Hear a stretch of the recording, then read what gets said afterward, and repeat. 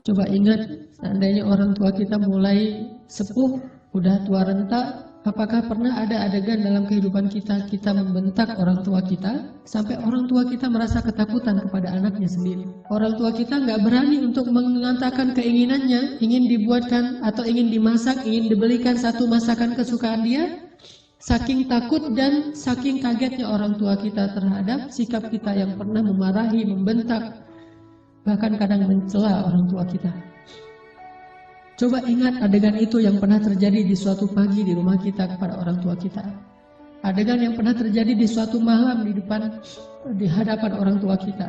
Bahkan kadang kita pernah memarahi orang tua kita sampai dia malu di hadapan orang banyak, di hadapan saudara-saudara kita, di hadapan saudara-saudaranya, di hadapan orang banyak yang dia tidak kenal, mungkin di jalan, mungkin di pasar, mungkin di mall, mungkin dimanapun. Karena kita kecewa kepada orang tua kita, lalu kita marahi orang tua kita habis-habisan di depan orang banyak.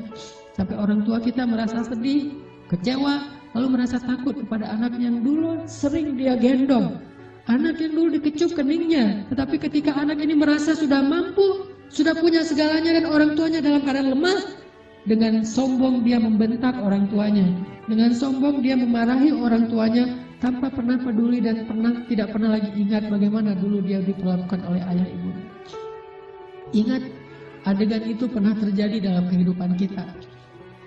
Kalau kita merasa kita tidak pernah melakukan itu, mungkin kita adalah seorang pelupa.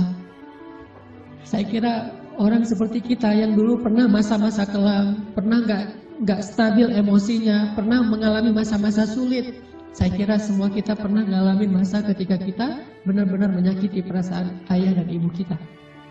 Kita buang semua jasa mereka, lalu kita mengatakan kalimat-kalimat yang seolah-olah kita adalah anak yang tidak pernah mendapatkan kebaikan dari orang tua kita. Ayah kita diam ketika dimarahi oleh kita, dan dia tidak pernah mengatakan, dulu kamu pernah seperti ini tapi saya sabar. Dulu saya habis-habisan berkorban untuk kamu, saya korbankan semuanya, saya siang malam mencari nafkah untuk kamu. Ayah kita tidak pernah mengatakan itu di hadapan kita, dia tetap sabar, menanggung semua ucapan-ucapan dan bentakan dari anaknya. Apalagi ibu kita, apakah dia mengandung kita 9 bulan hanya untuk ketika kita lahir lalu membentaknya?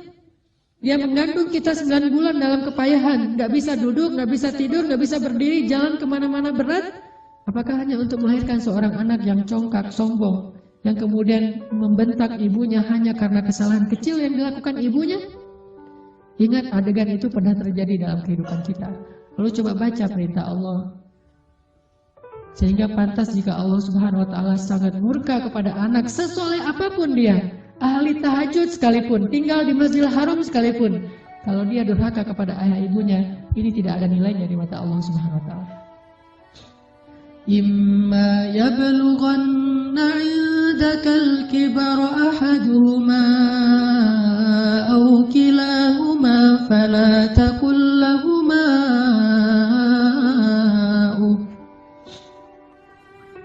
Seandainya salah satu dari mereka atau keduanya tumbuh atau hidup bersama kalian dalam tanggungan kalian, maka janganlah sekali-kali kalian mengatakan kepada keduanya kalimat-kalimat yang menyakiti. Uffin.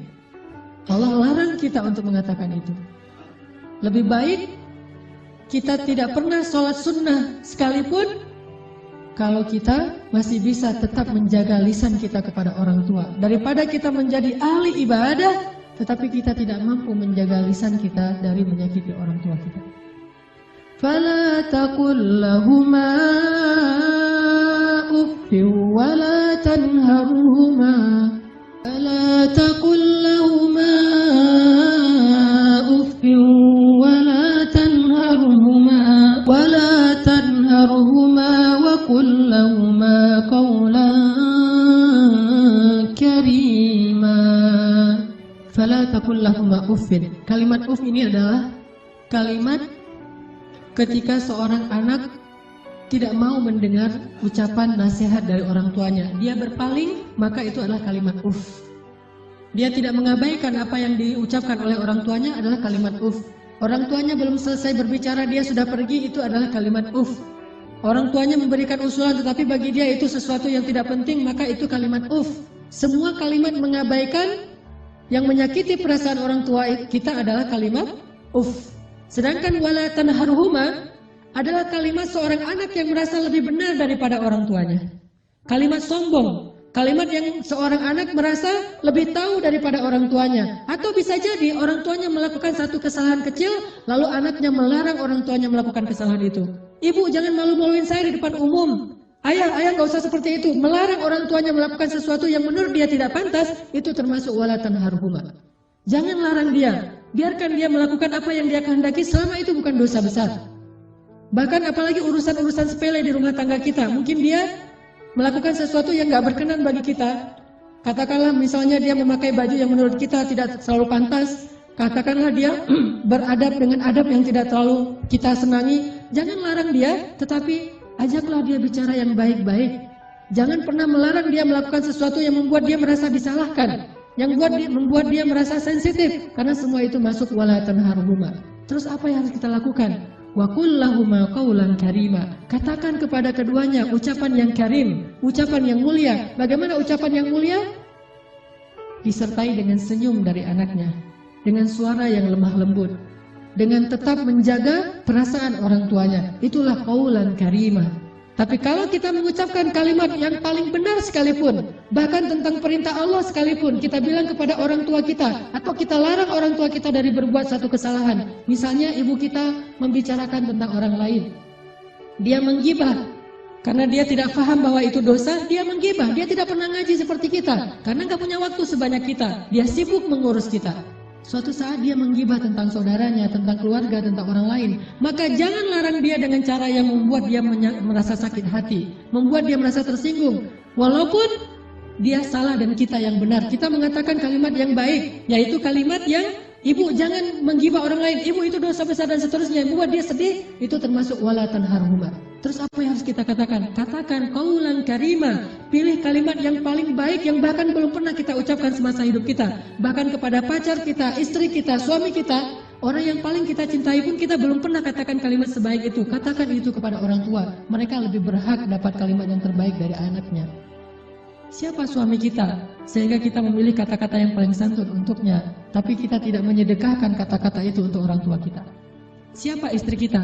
Pengorbanan apa yang sudah diberikan istri kita? Dia hanya datang dalam kehidupan kita karena melihat situasi kita, melihat diri kita, melihat kepribadian kita, hasil dari perjuangan orang tua kita. Harta kita yang sudah mapan, pekerjaan kita yang sudah jelas, kemudian penampilan kita yang menarik, semua ini hasil pengorbanan orang tua kita, lalu istri kita mengambil manfaat darinya.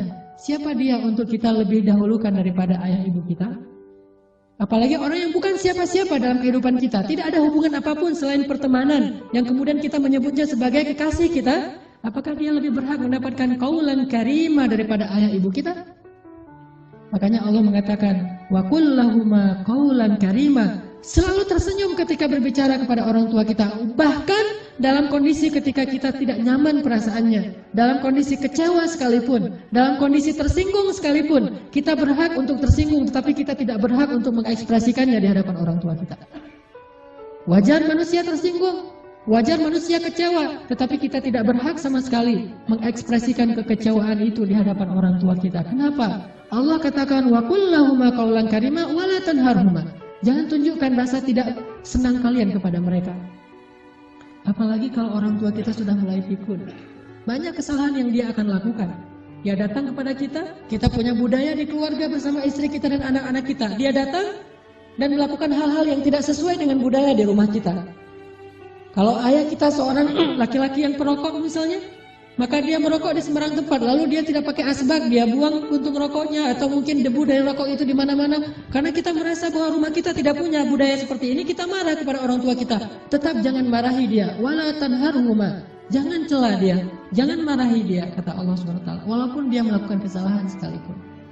Ibu kita juga demikian, mungkin dia sering tersinggung dengan menantunya, yaitu pasangan kita.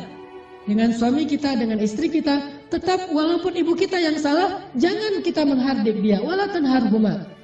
Tetapi kita minta istri kita, suami kita untuk lebih bersabar kepada mertuanya. Walaupun yang salah adalah mertua. Itu yang Allah maksud, wala tanharhuma. Jangan pernah. Jangan abaikan apa yang dia ucapkan. Jangan cela dia walaupun dia berbuat kesalahan, tetapi wa qul lahuma qaulan karima. Ucapan yang paling baik yang sekali kita ucapkan membuat hati orang tua kita merasa bahagia dan senang. Orang tua kita memang kadang butuh nafkah dari anaknya, tetapi itu bukan yang terpenting bagi mereka.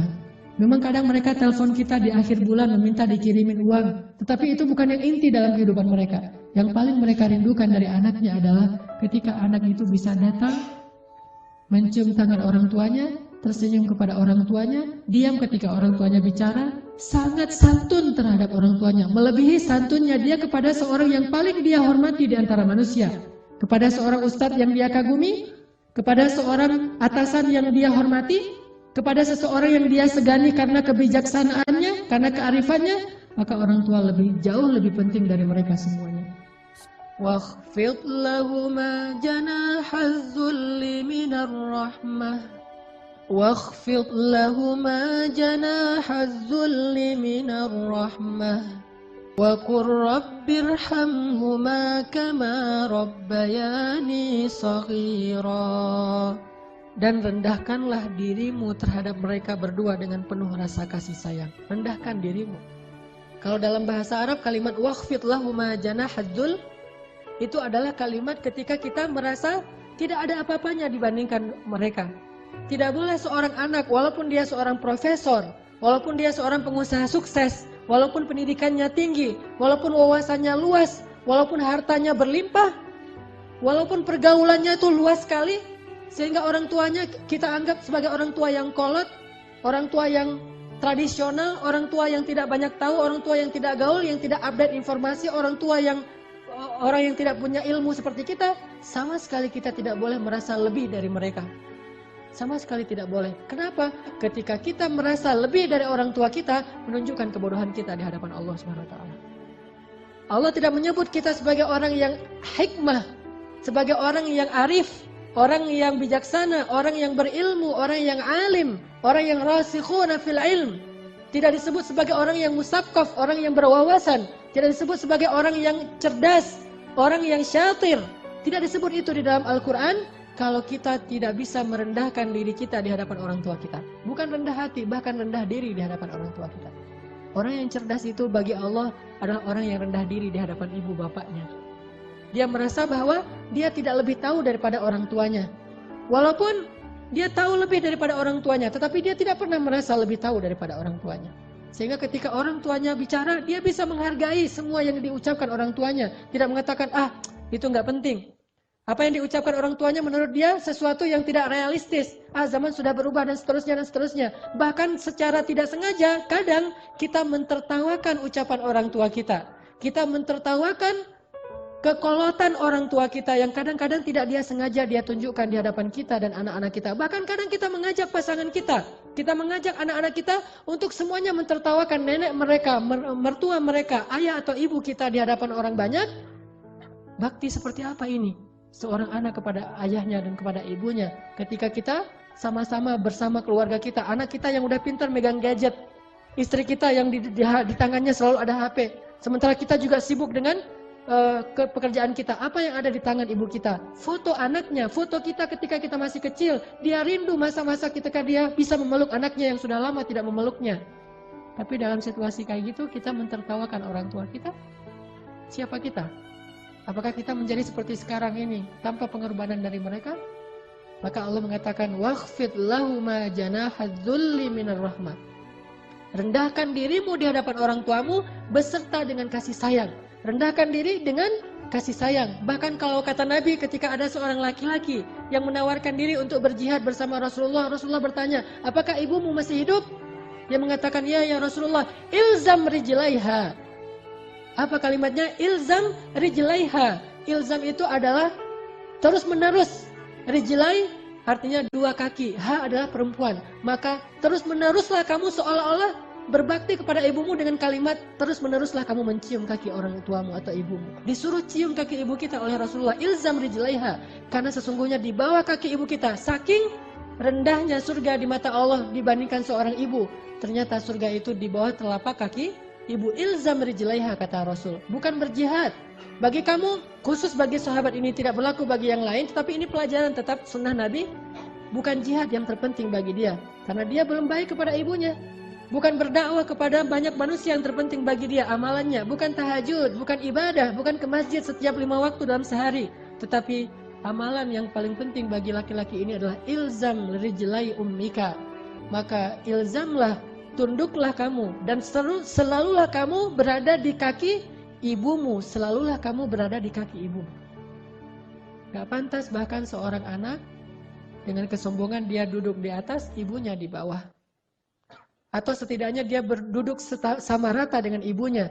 Anak yang paling cerdas, yang paling arif, yang paling dicintai Allah itu justru dia selalu duduk di bawah kaki ibunya. Dia manja kepada ibunya, dia memijit-mijit kaki ibunya yang mungkin dulu di masa yang dia masih kecil lelah. Bukan lelah sekarang, apa sih ibu mah kerjaan dari pagi tidur aja. Mungkin sekarang dia tidak lelah karena dia sudah tidak banyak pekerjaan, tetapi dia pernah sangat-sangat lelah ketika membesarkan kita. Maka kalau dulu kita tidak pernah memijit kakinya, sekarang kita balas. Kita mijit-mijit kaki ibu kita. Kita tanya ibu-ibu mau dipijit di bagian mana, di pundak atau di kaki atau di lengan.